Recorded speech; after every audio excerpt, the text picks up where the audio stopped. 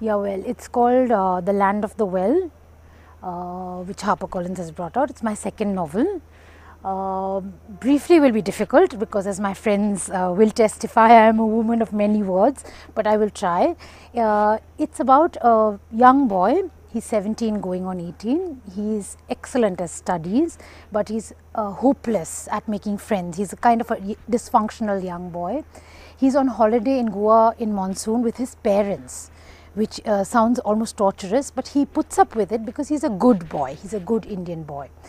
While he's there, he comes across a group of very attractive strangers, adults. They're all in their late 20s, early 30s. He finds them deeply attractive and also slightly dangerous.